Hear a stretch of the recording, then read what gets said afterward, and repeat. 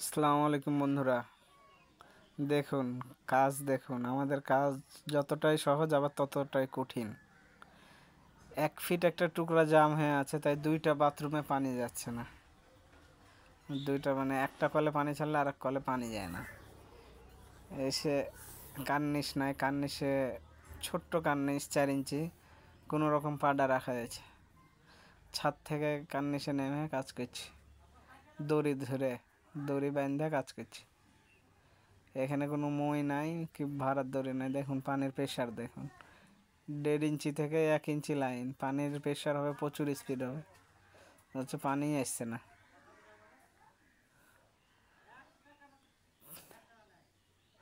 দেখুন কি ময়লা, কি পরিমাণ ময়লা! যত করছি তত ময়লা বাড়াচ্ছে। ছেনিটা যতই ঘোরাচ্ছি ভিতরে ঢুকে ততই ময়লা বাড়াচ্ছে। দেখুন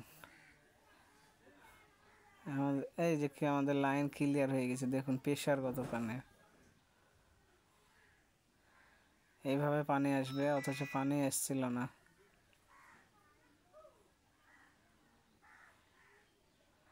আমাদের লাইন ক্লিয়ার হয়ে গেছে, প্লাগ লাগিয়ে দিচ্ছি।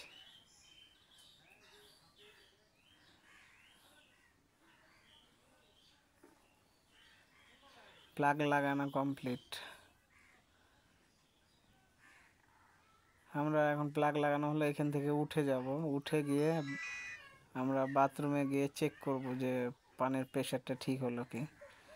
পানির প্রেশার ঠিক করবো, তাই উঠে যাচ্ছি চেক করার জন্য। আমাদের কাজ এখানে মোটামুটি শেষ, এখন বাথরুমে ঢুকে চেক করব।